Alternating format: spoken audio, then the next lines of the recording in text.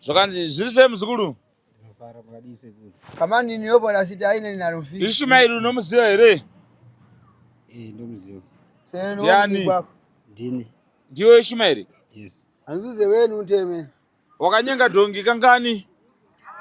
K5. Ana treka pale da yopo. Ilusola lakini. Wakanyenga dongi kangani? K5. Anza akanyenga dongi K5. Wakanyenga dongi hauna. Nikanyenga. Sida wanywana ba bozo amene unachita la sida mai na mata. Anza kabereka ni muno wani mese mukupera kumenyenga madongi. Chichi kuitika mzukulu. Satozoti chichitika. Okay, imanini. Imwe kwa febia umeneo. Peter Shai.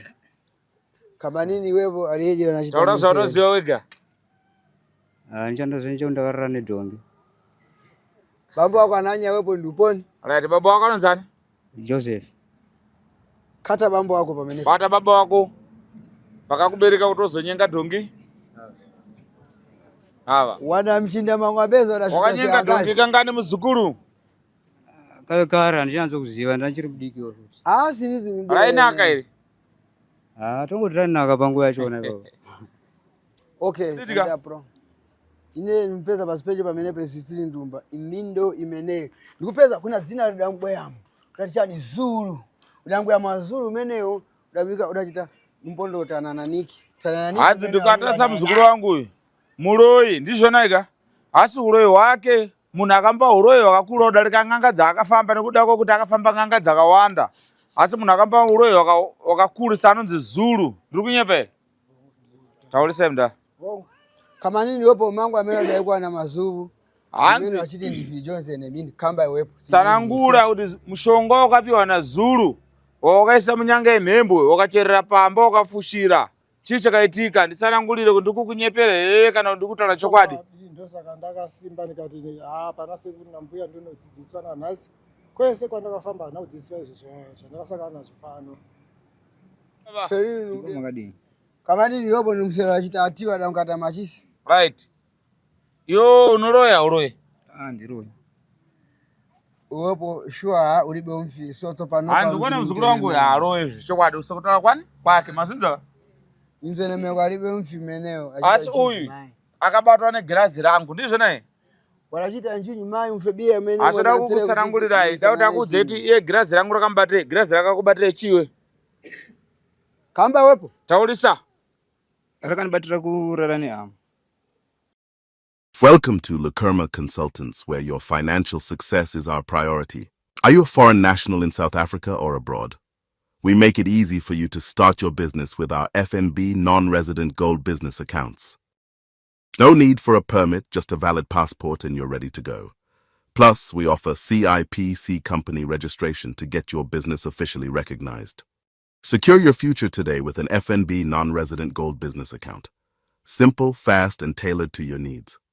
Check out on what FNB non-res account can do. Check out also on our company registration promo. If you need any assistance, please contact on details shown on screen.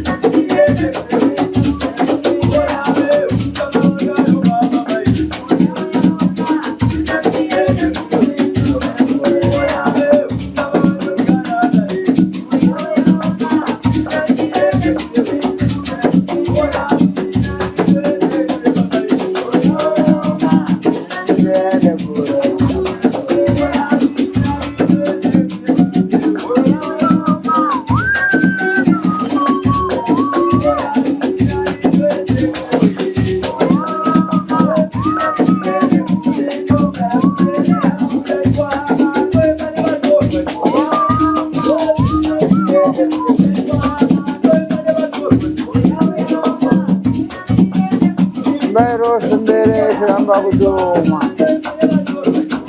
Anda nasikana Kondoro. Bawe. Imepo mjasika.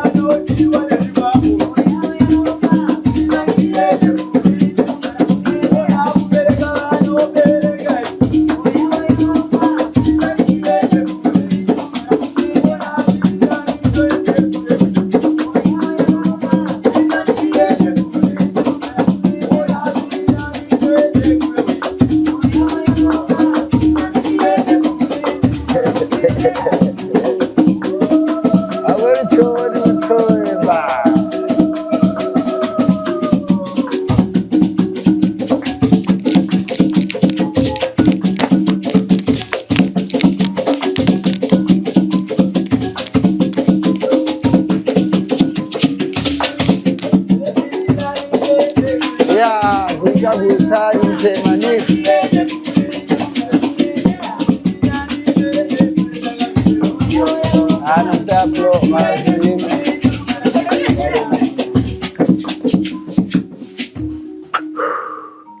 Wazukulu wangu. Anzi wakanaka wazukulu wangu. Mudai mwepo. Anzi makadi.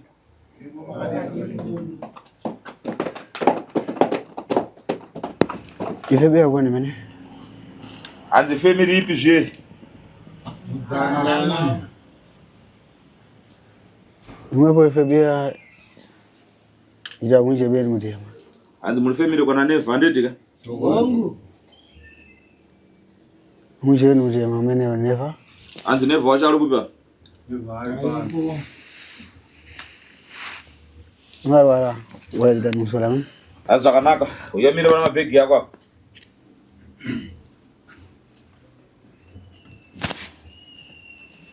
Betengo na 3 cities kabezi denge. Anzi famba atina nguva tingaiti taure zvakawanda. Atina nguva. Kana dakamba kuda rasomezeka ufudia mene juu message. Anzi nawo yatingataura kudhara vazukuru vangu ndeti. Tawadi tunalefa ni akimba minepo ni. Anzi bila pambele pamabegi yako hapo. Mazi nga yangu yamba minepo mazidi. Akita pane bucket remvula padhuze kana ufu. Munhu nganopiwa bucket reufu nemvura. Anopiwa ufu ushoma chero mpress chero mdishi. Ngane yake mene dakamba kuda na situ mene na rufina. Anzi nyaya yake muzukuru wangu itakaitaura kudhara ndizvona here. Mwepo wafebia na uzondaungo udachita kapata pankani mene ine ni chita ni mino family wakamuvenga nhasi uno nhasi ndozuva ri kumuchenura muzukuru wangu ndizvona here. Tarisai kuno kumudhara mirai ukuseri kumakatasa kuno. Anenge wanachitanika mpiyande twawa wamene andudati munditsanangurire nditika sabu wenyu ndiani mambo wenyu ndiani uye mabva kupi kwamunogara chaiko chaiko munyatsotsanangura. Tinano kuna natsotsanangura. Ha? Anzi vana anonyatsagona kutsanangura here. Mate? Takaseparata zvakanyanya. Vamwe vanobva kukadu, vamwe vari kubva kurusi. Febia yenyu mwepo kuna kutaura kambenga aripo tichibva vakamboya kuno kwasekuru. Roba yeneva. Vari mumhuri yebava vayana neva ndiani? Mati. Mese muri vana? All right. Mubatsai apa tu? Mubatsai papa. Right. Batsai makadaro chimbukuru. Nasilo turi kuona muri muno mudare rasekuru. Mazosvika panapa nhasi sei? Tichitarisa kubva kumashure kubva makatanga kusangana sekuru. Chii chaitika kuti muzotsvaga sekuru? Batsai mic renyu tikunzwei muchitaura. Madzisumudza microphone yamakabata maoko iyi. Microphone ndakunzwa ina. Microphone yamakabata maoko iyi. Taura henyu muchidimbu. Sekumuromwe ikoko. Avasungani.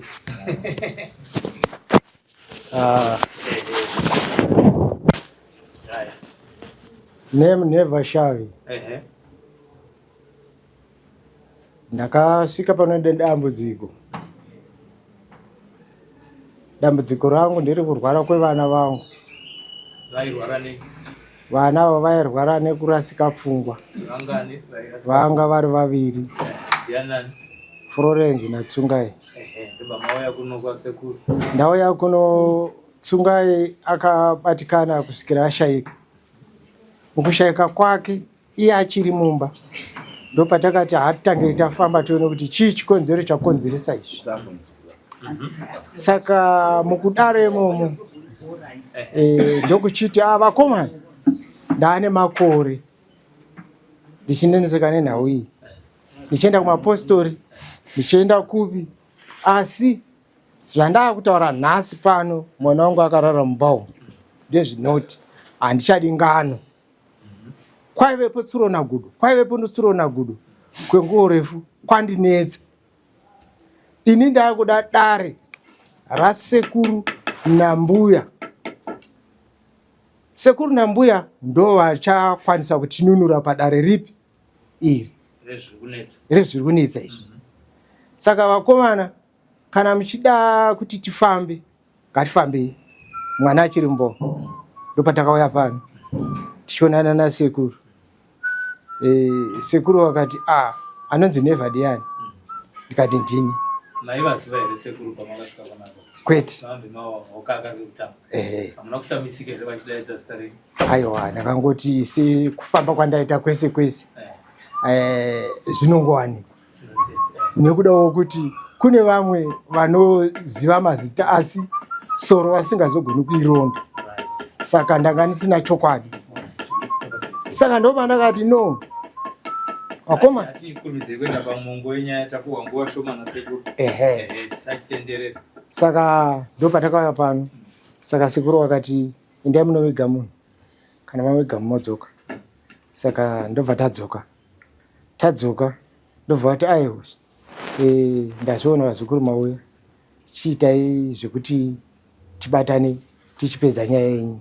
Nyaya yenyu tirizoipedza asi enda unotora zvinhu zvawakasiya kupi kumba. Nekudawo kuti zvawakataura n'anga dzawakataura ndakataura n'anga 4 pa4 wadzo ndichipedegura kuti sekuru wanyatsokusecha. Sekuru wakasecha wakati no pang'anga dzawakataura idzi Zulu ndiye akakupa mushonga wakadini wakashata pakugadzira musha nekudi zvese zvandaitora ndichigadzirisa musha wangu. Saka saka tasvika pano ndo pandakanzi ndanotora zvinhu takambonotora mabhega mukabatwa zvimwe zvakabatwa imo. Nhasi tikanzi dzokerai futi munotora tichipedzesa dare rako. Nekuti mhiko yangu inoti ndinoda kuti family yangu ndichenurane nani nayo. Tibatane, imi sekuru toda kubatanidzwa mhuri yangu. Zvese zvatichaita tite tiri pamwe chete. Saka tauya pamuri hatidi kuona chimwe chinosara mumashure. Ndosaka vati dzokerai munotora zvimwe zvayo ndizvo zvichi. Asi muri kutenda kuti kubata kwenyu kwamakaita maenda kun'anga ndokwakazokonzera kuti vana varasike njere? Ndinotenda nekuti izvozvo ndosaka ndakati sekuru sechai. Sene beni nude urachitatu amuzviona. Usatotaura sabhuku. Mishonga yako imwe yakauya nayo iri kupa?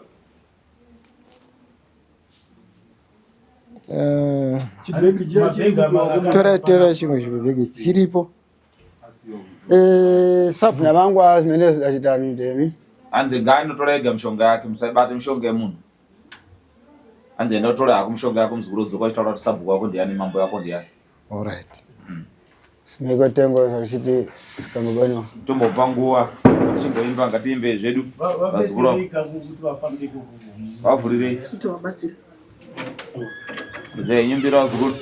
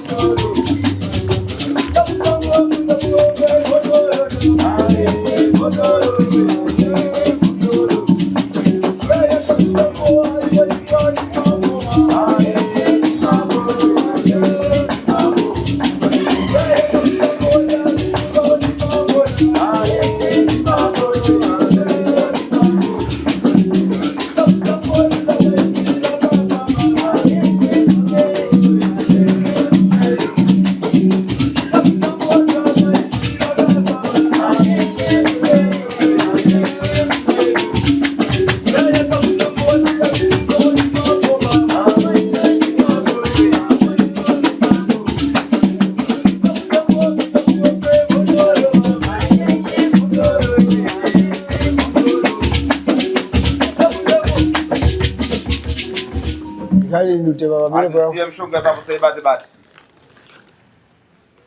Yamulagizi tena.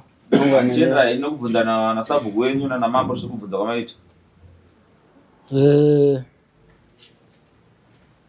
sababu kana kuno zviya tsangira kupona kumwezi Anzi unogara kuti izvo zvogara kuti ko Amalinda nakutere mmene kumwezi kuna chiti mtoka mwepo kwa Amalinda muno muharare Amalinda farm. Amalinda chi Farm. Amalinda farm. Baba baze ni mteni. Okay, zvakanaka muzukuru ndizvo naye. Umambo wacho ndiani? Zvimba. So urachiti upo kapena murapashi? Anzi zviro yabvunza mamanikidzwa here kuti muene zvinhu izvi? Dambudziko ndorandionzisa. Dambudziko renyu ndorati muene zvinhu. Hongu. Tinotenda zvirokwazvo. Ndandi menyambe wachita womungobidi kuna amene wachita nimsera. Anzi inini handisi munhu anomanikidza vanhu ndizvo naye. Ndoda kushanda nemunhu nemaererano nezvaakabata ndizvo naye. Nazimida wachilongo imene. Semuzukuru wangu ari apo. Ndoda kubvunza iwe unoroya here kana kuti hauroyi tendere nebasa? Ini ndinoroya nekuti ndakabata mishonga. Naila vijoro chiti wapulugike pa midra yanakatema yakuti achita. Waona chaita kuti zvisana pa social media handitika? Inyaya yekuti mhuri yako izoziva kuti ndiwo wakakonzeresa matambudziko aya ndizvo naye? Hongu. Somezeka kuna amenewo nakataurai kama eneo wachiti fise na kumani atetu. Kusvikira kuna nataurai vakafa nemaaccident vasina chaunoziva kuti wakafirei ndizvo naye? Hongu. Naida munhu kobe kuna amenewo wachana Fofri Market Flores. Florence uyu asumuka. Florence sumuka.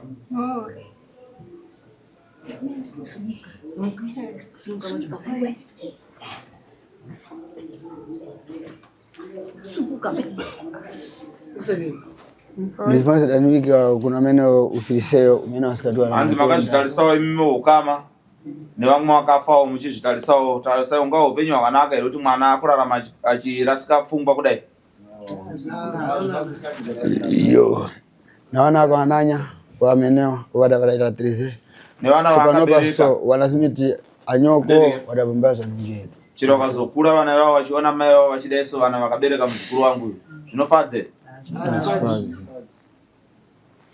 Yopo neva kama nini unachita uwa mnyamado nisnevia uwa mnyamada. Hanzi wewe never. Ndidika? Kumbira regerero kwa hama dzako ndizvo naika? Nekuroya kwaita hama dzako kubata kwaita mishonga chikumbira regerero nhasi uchenurane nemhuri yako mutange kuwirirana kubva nhasi. Notende. Nokumbira regerero rokwa mukuru wambwa kubata mishonga kwandaita nezvese zvandakaita zvandakabata nemaoko angu. Wanaziti nzini maiwepo unyenda zimene zodambo yamwe zida kupona amene wadagona zinanyisa topanopa. Hanzi kubva mishonga yako yakauraya vanhu vakafa vakarara pasi nhasi uno ndizvo naika? Ndoda kuti unditsanangurire kuti mushonga wenyanga wakabata handitika wakaucherera pai? Mumba. Gokwe. Kugokwe. Kugokwe. Mene baje sidaviwa mangwa intela bekwa senyinso. Hanzi munhu akakupa mushonga yo ikoko kwacho handitika wakacherera pasi anonzani? Zuru. Ya lero ukama sama muna shwa. Nhasi kutaura semurume ndizvo ndandaze nyingi shwa. Uda kubatsiriwa shwa handitika? So nafuna chita akate zimeneso mtu anaba. Hanzi ndoda kuti ubate wega mishonga yako handitika kubvira muchipepa muchikanda mubhaketi muchitora mishonga yacho uchikanda mumvura umu izvezvi so. Meno ngakali pamene. Hanzi uyo gara yako pasi Florence. Hanzi unonge uchitora ufu uchimwa mishonga imomo. Zidengeza kamba sababu mali za kukata zimene. Tora iyo uisa pamusoro pemabhegi mamwe. Mishonga yako uchisumudzira padenga. Mumwe mukomana ngabata kufutoni. Simuka yo mukomana kana kufuga mava. Uchawa mwaira upu mudhara kubvisa mishonga mwaya. Nasikumiza aika pa pezulu pamenepa. Hanzi ngaise padenga, bhegi ronga riso padenga. Ya kama mwaya mukomana ro. Watamwa wadda kwanya. Ya. Isa mishonga.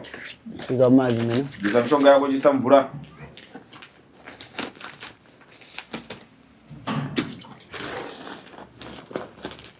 Ngawara. Wariti, wadajita ni ferere. Okay. Hanzi kanda bachirore kumvura. Nyinge mvura chemcho. Ulimponya ngo mazi. Mumvura baketi. Leo microphone mzatema.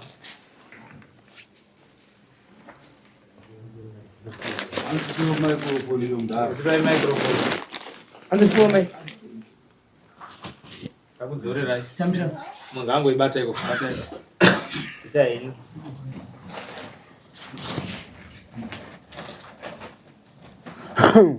So.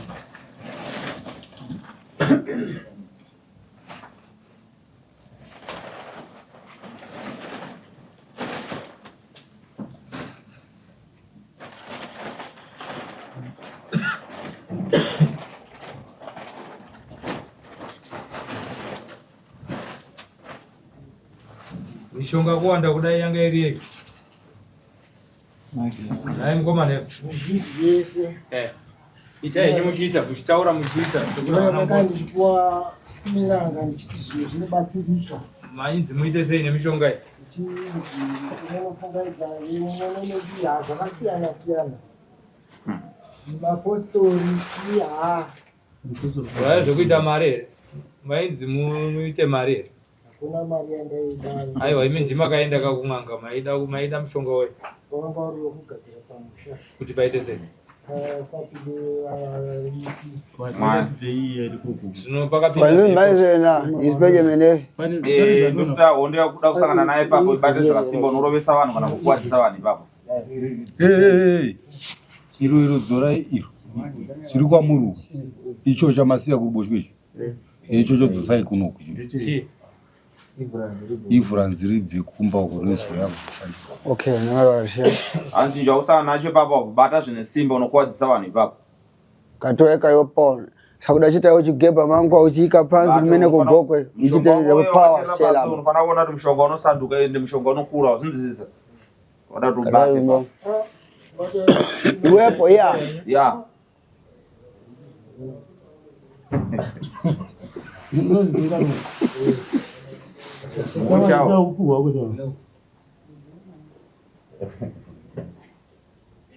Guys, Anzi, tasa pale kubeza. guys, hapa mimi bwana. Una big roll zipasi, mune gumbeza. Guys, anza nivuka. Amenepo. Anzi tasa big ripasi mune gumbeza rimomo big momo. Ndopanda tutalise mo. Na 3 limeneo. Oli bise papo.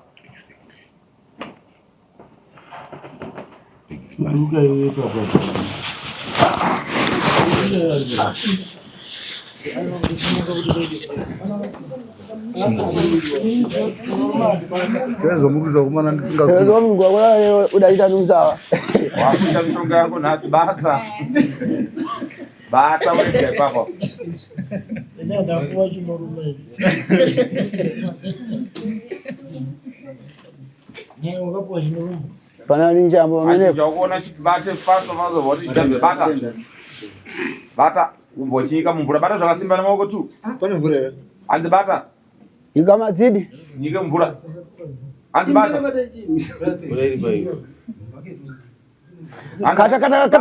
Kata yopo. Bata zvakasimba. Nyike mumvura. Kata na manja.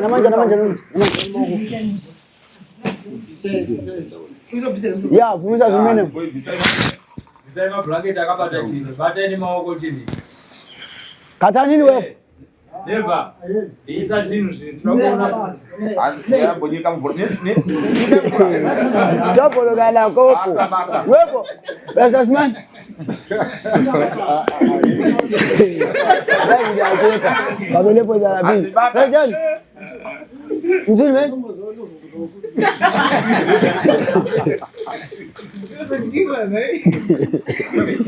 Nziburaga mbele. Asia, yasema kubadili Mimi tena ni sure. So, pakuikiwa pana kitani msalaba hapo. Pausikie hapo kati. Wape mic. Yes. Haya huko. Igari mas. Anza kufunga wewe. Mas. Semba. Imarini.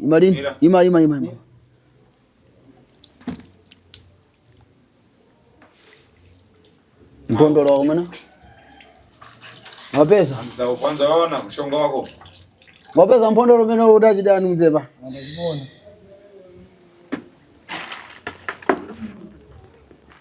Ururugo.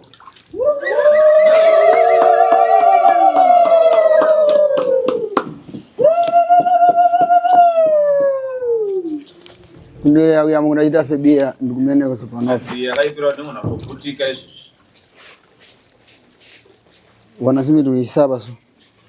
Ise mvuremo.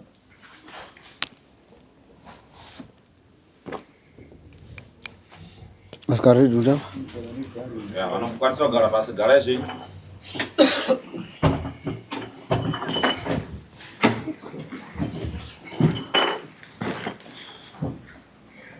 Baby, Chika mgoma ndevo. Baba. Sasa unarezekana pale padziwa. Unaona wakati wa fight. leni. So, na ndio ziti kabla ngore yazilie. Anzi ndo zande pani zane chidati muone kuti chivanhu zvishuwa chiriko ndizvonaiga. Wamwe ngobete ndo mwachita samura. Na 3. Anzi atiri zvokuita sevakomana vekunyika madhongi muripo here? Boba. Bobo. Wanasema kuna wanachita niviti. Anzi vachakuya here vese naIshmael. Ishmael aripo. Paya nakuya zvishuwa. Ishmael aripo. Joseph. Joseph.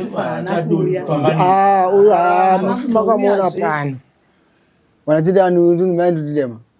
Anditi makamuchenura kuti akanaka. Akatoti makorokoto. Okay, nanta bro, inenta urachita awa bandu dabana. Anzi ayo asinakipa. Asi munhu anonzi Treasure ane mushonga wakabata wokuputira musango ndizvonaiga. Ada kuti abatsirwe munhu iwe. Over? Mazunzo? Ngambotanga wamukanganisa anyatsofunga kuti akabatsirwa. Wanasimira kangoso ya umene vani ifijo bingu. Mushonga wakaipa aida kuti agadzire unzi awane mari yake. Asi akaupiwa neshamwari mushonga wao. Mazunzo? Newa wanaya wajida mwizebe ana. Uyu akutokuto muchenesa kwa? Never, ndizvonaiga? Na febia zake zo panopa unachita trio ngachite umene ofference achite bwino msora tagi kupa. Asi unoti akurwisa hondo iyi yemunhu akarwa nemushonga uyu anonzi Florence anditika ndoita kutry kuti timurape ndizvonaiga pamwe zvingafambe zvakanaka. Mpeza uchiti mfebia mdachitika zidenge wadasinda mpongo wadasinda zimani kusindana mfebia yasomeza na amene wadala wakata mamba. Andi nekuda kwemishonga ndizvonaiga kuita chimina makuna etika mufamily ndoyatoda kuti yapere kubva nhasi ndizvonaiga. Iwepo murabashi sina mamvi ya unachitwapo kampe. Panopa kuna mashonga uda taura here ndikukumbira regero chere kutaura kuti chabata futi mishonga iri kuhama dzako idzi kana kuti wasiyira futi. Ndinazo zvekutaura. Zvekutaura ndezvekuti hama dzangu kuvanin'ina vangu nevanzvadzi dzangu muri kuona zvaitika izvi kuti zvakaipa kubata mushonga. Unenge uchiti uri kugadzira pamusha nevamwe vanasekuru ivavo ndovanoti pamwe mishonga yakashata yakaita saizvozvi. Ndakasiya mwana uyu namai vake kuuko kukwamurewo kung'anga inonzi Botoman. Ndasiya imwe vana ikoko wakuenda kunorapwa wakuenda kunorapirwa kumakuwa. Handizivi kuti ndo mutemo here wanasekuru iwe. Nyaya idzi vakomana dziri kubva muna vanasekuru vasina kukwana. Saka ndakati handei kudare rasekuru nambuya ndiko kunonoenzaniswa zvinhu.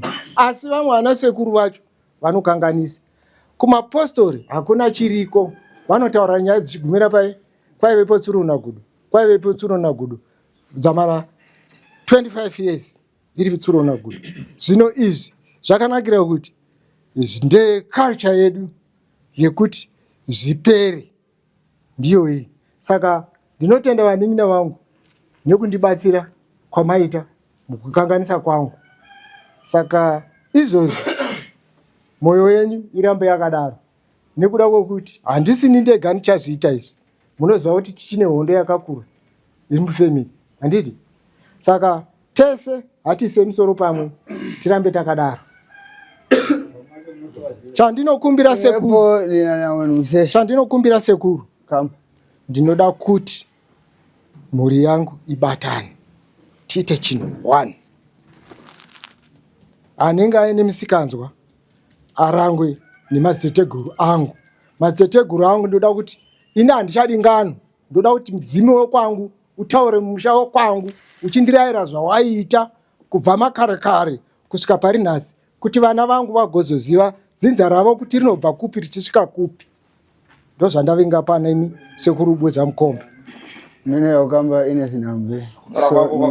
Ini chandauda kutaura mubvunzo wako kupedzisira ndizvonaika. Mnde majaliki mene nichita. Ndiwo chikuda kurohera kana zvachada. Anchada.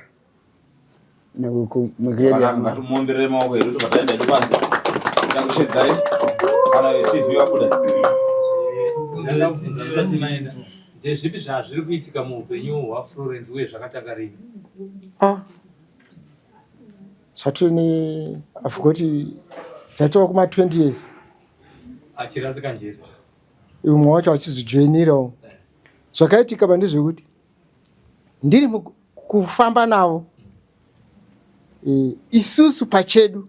Izvozvo makatitsanangurira zviri pamuti makazovasiya kumwanga vakazorunga vachiendeswa kumakuva. Ndinoda kuziva kuti upenyu hwake anga achirarama sei. Angari. Zvonzi munhu ari kurasika njere, ndezvipi zvaaita zvisiri normal zvinoitwa nevamwe vakadzi kana kuti nevamwe vanhu vapenyu?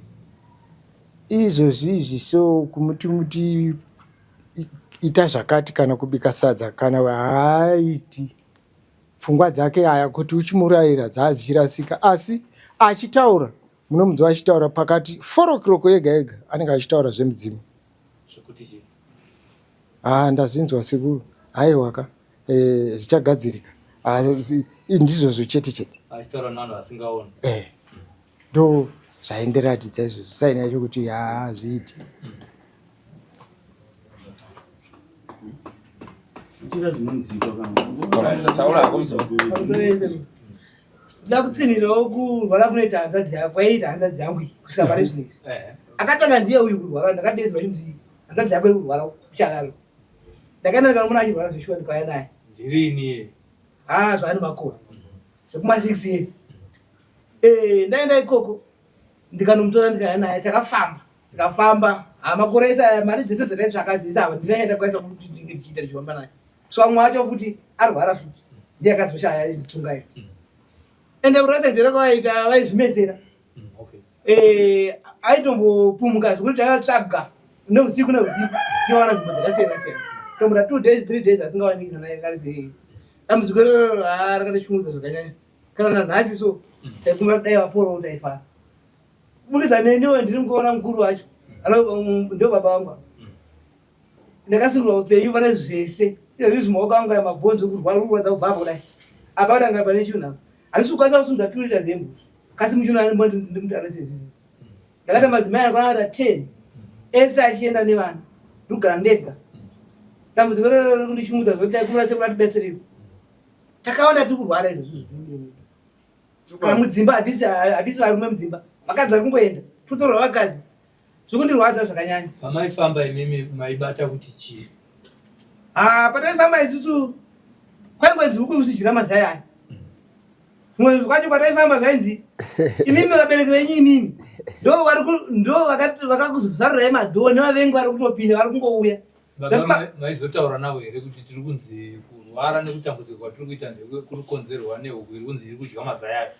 Hongu ndaitaura navo zvimwe zvacho vaingoti ndizvo maprofita enyu andara zvokupenga. Apa pangu inini padandaro vakati maprofita anotaura zvokupenga. Vavanzwa kuti vati chii nezvemaprofita nazo? Vari kutaura futi kuti maprofita anotaura zvokupenga. Alright, taurako. Shungu dzako dzapera here? Tidzokere kuna sekuru. Shungu dzangu ipapa dzatopera zvokuti kuna baba dambudziko rapera. Tinotenda kuti vakabvuma kuti nunura sekusanda zvinhu zvavakaita. Kasi havasi vega. Taikumbira vachitungamirirawo. Vachitaura zvakafanira kutaura kuti vatinunure tese. Amen. Ndizvo zvino hapo wataura mwana. Imeneyo nkalo vachite manje anga ichitine ningonza mbo na amenewo wadakonza njito ya mfiti na umenewo. Ndamazita ndakashedzera muno kana makama kandibata.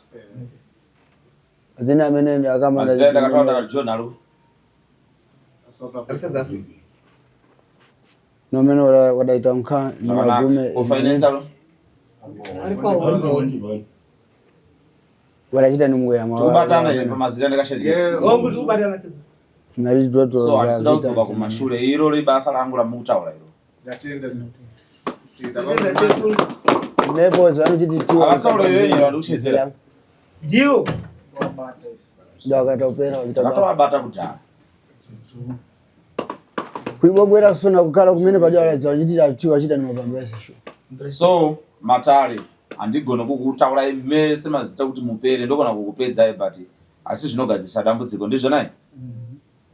Especially na matenda amene musangana neurwere neurwere vedu ndizvo. Mepo munhu kama mchita sina matenda yafika tengo yasisikane. Ndashuka ngoyo kurapana nditi apa tirapane chete kungotaura hiti tichita kuti nyaya dzedu zive muchirungamo ndizvo nai. Kaba kana pana taura Nendo kumbiro kutaura ndakamirira pavana vaJoseph pamararamiro ataita kubva tichikura takanga tiri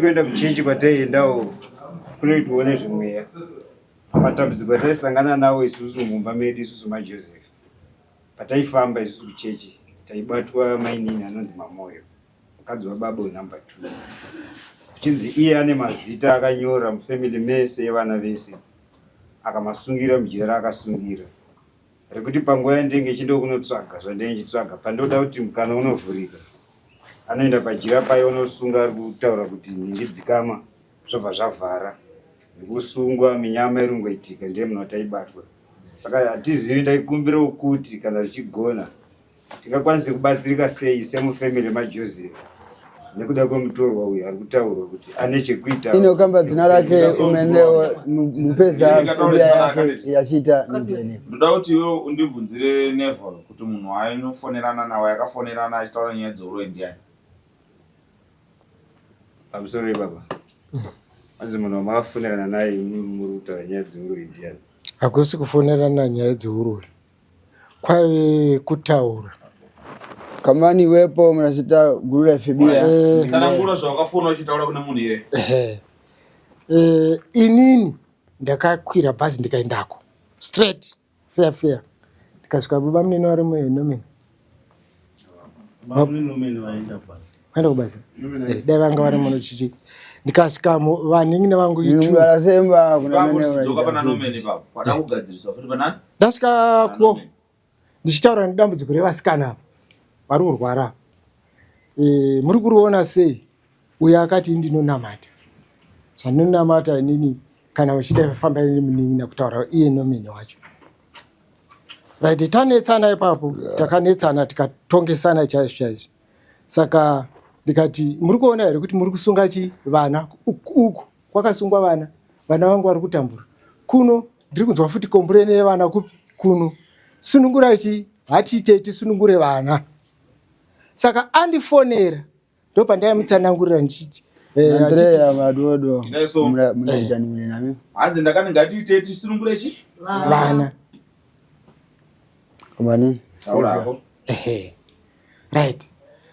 Saka mukandikata ndo pandinorasikadza ndichitaura mama chitaura makati ngatisunungure vana saka chikondine muchibva ipapo ndichitaura izvozvo ndichokuti ukuno dambudziko ranga richikwira kuvasikana. Pandaifonerana ivo paakandifonera ndikazomufonera kuti sunungura vana iwe Mamoyo ndiwe unogara nemurume iwe kuRondo ndokunogara Joseph. Saka iwewe ita kuti murume wako musunungure vana nekuti imi muri kuramba kuuya kuno kuti patsire vana. Unaita nungandama watu wakazofona musikosha muda kocha wakafona uchiti sunungurai vana kuno kuri kunetsa za ukamba na umene urachita guruga wakafona uchitolanya dzoulo chitisi sunungula yevana sekutaura kwawakita seongo chidalamba toka unofona aiwa tinenge tsanangudzo dzinorasika mukutaura. Okay, na ante apro waziguranga sidachita kukurgena numefa na zvakanaka zigurangu ngatimirire papa nditika chero wabvuma kuti kuchenura uroyi wapa ndizvo naye ndane chikumbiro ukasembera zamene wamnachiti vamfiti ine ndakonza asa ndakonza ikaidi ine upe basa rangu inini ndizvo muroyi ngatibodiyana alipo ndizvo naye ndane chemo changu chandinotaura taura social media ngavanditori kamera chitaura kamba mzuguranga vasazopa jambe ipapo ndati pawina izvezvi tiri pano kudai tiri pano kudai kamba tine tsotsi rakabva pano rakamboya rikagara apa rinonzi Joseph zatine tsotsi ro rakabva panapa rakambozviita futi rikatitiza apa ratiza futi saka izvezvi tiri pano makati uyu ngauye musikana makati ngauye musi weFriday 95 days. Pa 5 days idzodzo ina anadzokera ukadoko. Ndandiri kuno. Mukadzi wangu akagwara pa 5 days kusvika izvi zvarugwara. Akarohwa nezvinhu. Unoona ndokuna Joseph ukadoma ikoko. Ani. Izvezvi ndiri pano kuti ufonegwa kuti mba yangu enda nemhepo. Saka ndiita zvinhu zvemafanisi. Ndakatogumbuka mwe. Ndakatogumbuka mwe. Imwepo imari ine kukamba vantu vamene na madzina ndaziva chita kumene paje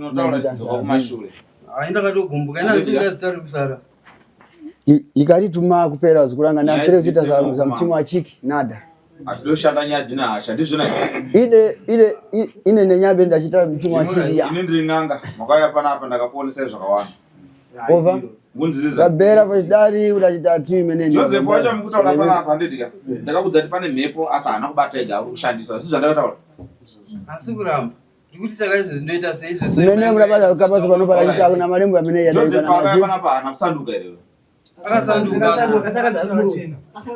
ndisina iviga uzi meneo asi muroyi hana kubata ega pamusoro isekuti semusha tinakutangira kufamba pano takafamba kwakawanda Joseph akabatwa akabvuma zvaakabatwa akabvuma tazouya pana Joseph akasanduka sekuru vakatitaurira vakati ari kushandiswa saka pane nhau yevakomana ava ndepekuti Joseph ane hungwaru haainawo hwekuti anosenzesa kuti ndiri chief ndiri wovet achibhuraibha vanhu saka ndo pane shungu dzekukumanidzwa kumbotaura ndichiti nkomo ngatidzokerei pamashoko akatanga kutaurwa panapa nasekuru vachiti mune syndicate tikukumbirawo kuti manems esyndicate yamunoshanda nayo titange tichitane izvozvo so that muchemwe vanhu atombobudi munotsinawirirana syndicate nada zakusokomeza umenewo neva umenewo ine ndamutaniza kuda imwepo ikaenkanuma pera ine ndichite vantu imwepo pesani kupera muchita tiwa rukonza mangwa imwepo na ine kosha chiti sikali pangi pera sikamba munofana kuziva kuti sekuru akugadzira mishonga ndikutsanangurire maererano nemunhu amunesana naye ipapo tinopatenda sekuru nokuti ndo pane shungu dzevanhu vese kuti ndinyunavichiti mwepo muruke wakati munhu uchitopo bwera na ntre munhu adachodoza mangwa kupera damboya unafebia munhu kana tichibatsira munhu nditi atimuti uya Joseph takatsanangura kudhara kuti mhepo asiri akabata asi mhepo iyi ane syndicate yani yake yakushandisana naye asi iye nemaoko yake kuti akanotsvaga chino haana over mukunzwisisa izvozvo zviripo so munamvera ndachiti imwepo imanini nkainkanuma kupera ndichite ndizanokudza isainyaya imaoko mangu ndipedzere maoko mangu inokamba chiti Joseph Ngarama sindizi kuchite imbindo imeneyi so irachita clever kupera manikidza munhu kuti nenge uya ndoshandisa mishonga yangu ndoinofanira kushedza munhu kuti ini ndoenda unoshedza munhu ndizvo naye Na imwepo kuti mufike kumene baje musokomezane na 3. Kana kuti mimi makaenda kumba musvika morovana kana kuti munetsana titendere izvozvo handiti? Ndopa zvavo zvatosvika. Nada, finality zoto. So, ngachite tengo zinachita nima. So, waenda ndikakuyewa zvikuru wangu handiti tikakwana kurapana. Tipedze dare redu nhasi handiti? Taura hapo mzuti. Ini mudzimai wababa havane zvinhu izvi. Saka zvanzi zvadai zvinhu zvapera. Indozivawo sei kuti zvachena mumba mangu ndione marongedzero mumba mangu. Ndakutotya kurongedza mumba mangu nezvinhu izvi. Ndakutotya. Nanda pro muzukuru wanga zvazo zakuchita na warapanyi muchita kuzvika mukapasa mangu. Ndati tisi muzukuru wangu uri mutorwa mumusha. Over? Wadzizeza? Ciao. So, ngazi kudu. Taitokumbira kuna sekuru kana tingatipedzera. Taikumbira vakwanisa kutito kana go back to sender kune vamwe. Mimi andukamba mvua. Ande.